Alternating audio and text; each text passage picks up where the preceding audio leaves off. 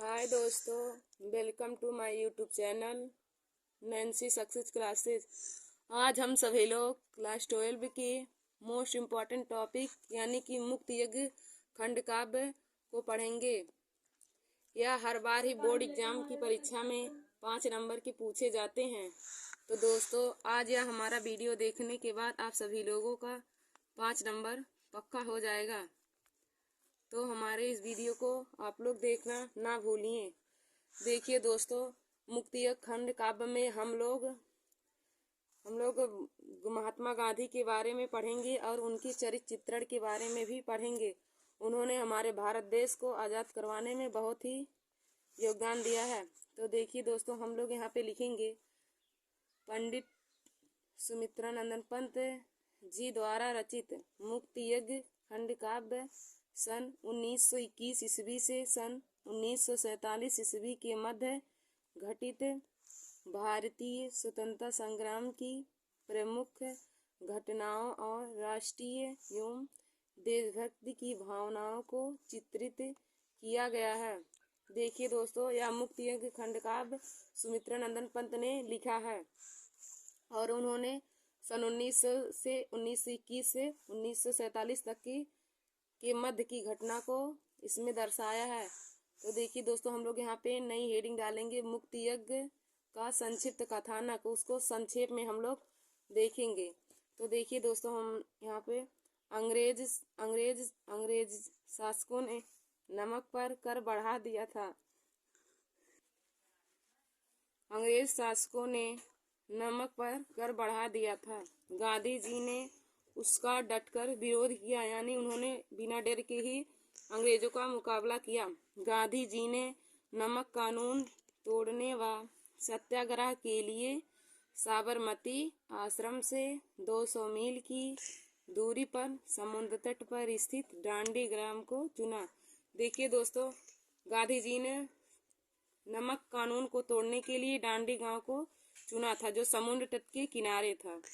और उन्होंने वहां पहुंचकर उन्होंने समुद्र के पास से नमक उठाकर नमक कानून भंग कर दिया। गांधी जी का उद्देश्य नमक बंधना नहीं था, वे तो इस कानून का विरोध करना और जनता में चेतना उत्पन्न करना चाहते थे। यानी कि गांधी जी नमक कानून को नहीं तोड़ना चाहते थे, वे भारतीय लोगों को जागृत करना चाहते थे कि वे अंग्रेजों से अपनी लड़ाई खुद को लड़ सकें। वे शासन का विरोध करके भारतीयों का आह्वान स्वतंत्रता प्राप्ति के महान यज्ञ हेतु करना चाहते थे। देखिए दोस्तों, हम लोगों ने कितने अच्छे तरीके से मुक्ति यज्ञ का संक्षिप्त कथानक पढ़ लिया है।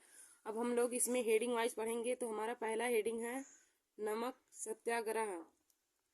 नमक सत्याग्रह। अब हम लोग हेडिंग डालेंगे नमक सत्याग्रह। तो इसमें लिखेंगे गांधी जी साबरमती आश्रम से डांडी गांव पहुंचे और सागर तट पर नमक साबरमती आश्रम से डांडी गांव पहुंचे। वह साबरमती आश्रम से अब डांडी गांव पहुंच गए हैं और सागर तट पर नमक बनाकर कानून तोड़ा। यहीं से सत्याग्रह आंदोलन प्रारंभ हुआ। देखिए दोस्तों, अब यहीं से हमारा सत्याग्रह आंदोलन प्रारंभ हो गया है। सत्य की इस आंदोलन को देखकर सारा विश्व आश्चर्यचकित हो गया।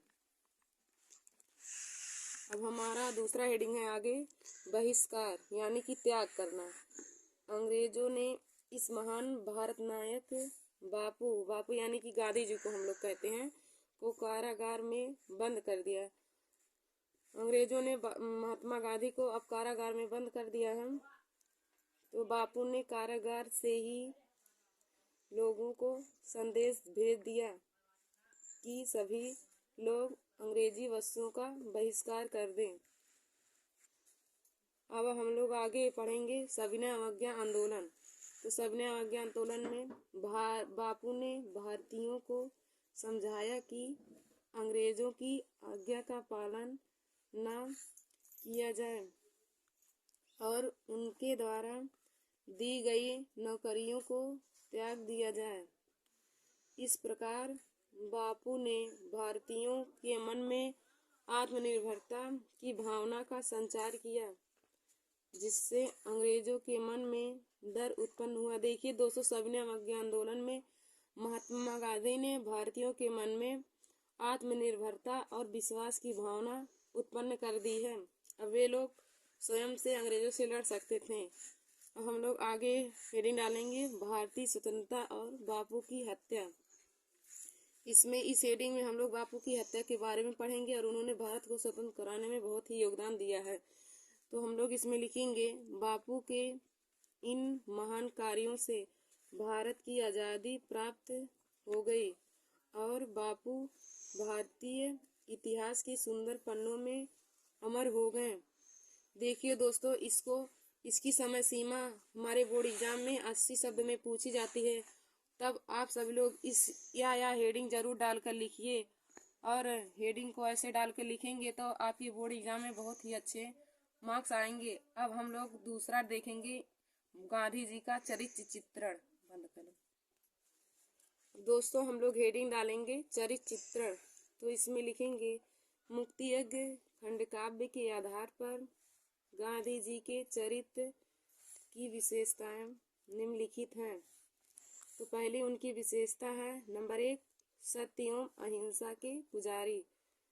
देखिए दोस्तों, महात्मा गांधी सत्य और अहिंसा के पुजारी थे। तो हम लोग इसमें लिखेंगे, महात्मा गांधी सत्य और अहिंसा के परम पुजारी हैं। सत्याग्रह आंदोलन उनके इस गुण को व्यक्त करता है, जिसके बल पर उन्होंने आजीवन संघर्ष किया है। अब दूसरी हेडिंग, स्पष्ट वक्ता एवं नेता। वक्ता माने बोलने वाला, वे बहुत ही साफ बोलते थे और नेता भी बहुत अच्छे थे। तो इसमें लिखेंगे हम लोग, बापू एक स्पष्ट वक्ता थे। अंग्रेजों के खिलाफ इतने कदम उठाना और देश को आज़ाद कराना उनके इस गुण की व्याख्या करता है। अगला हेडिंग है, देश प्रेमी। देश प्रेमी की भावना बापू में कूट कूट कर भरी है। महात्मा गांधी ने हमारे देश से बहुत ही प्रेम किया और उन्हें हमारे देश से बहुत ही लगाव था। उन्होंने भारत माता की सेवा में अपनी पूरी जिंदगी व्यतीत कर दी। परतंत्रता की भावना जंजीरों को तोड़कर भारत को स्वतंत्र कराना उनके देश प्रेमी होने को व्यक्त करता है। दोस्तों, अगला हेडिंग है, वीर साहसी और बलिदानी। महात्मा गांधी एक महान वीर साहसी और बलिदानी पुरुष थे। तो हम लोग इसमें लिखेंगे, बापू एक वीर साहसी एवं बलिदानी पुरुष थे। अंग्रेजों के खिलाफ जंग में डटकर सामना करना उनके वीर एवं साहसी होने को व्यक्त करता है। आजीवन माता की सेवा करते हुए इतिहास में अमर होना उनके बलिदान होने को सिद्ध करता है। महात्मा गांधी जंग में अंग्रेजों से डटकर मुकाबला किए थे और वे अंग्रेज लोगों से नहीं डरते थे, इसलिए वह साहसी और वीर भी थे और उन्होंने अपने भारत माता की आजीवन सेवा की, तो वे बहुत बलिदानी भी पुरुष थे। हमारा अगला हेडिंग है, निष्कर्ष। देखिए दोस्तों, अब हमारा पूरा निकल आया, तो हम लोग यहाँ पे निष्कर्ष हेडिंग डाल के जो इस सारांश का निष्कर्ष आया उसको इसमें लिख देंगे, तो हमारा मुख्य खंड काव्य पूर्ण हो जाएगा और चरित्र चित्रण भी। तो निष्कर्ष है, इस प्रकार हम कह सकते हैं कि बापू एक कुशल राजनीतिज्ञ, सत्यवादी, देश प्रेमी, वीर साहसी होने के साथ साथ एक बलिदानी महापुरुष भी थे। देखिए दोस्तों, हमारा निष्कर्ष निकल के आ गया है कि महात्मा गांधी एक बहुत ही सत्यवादी, राजनीतिज्ञ, देश प्रेमी, वीर साहसी होने के साथ साथ वह बलिदानी महापुरुष भी थे। वे हमारे भारत देश के लिए बहुत ही बलिदान किए थे और उन्होंने अपने जीवन को भारत माता की सेवा करने में ही लगा दिया था।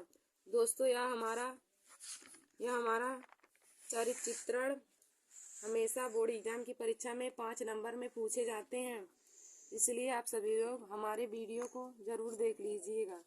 थैंक यू दोस्तों।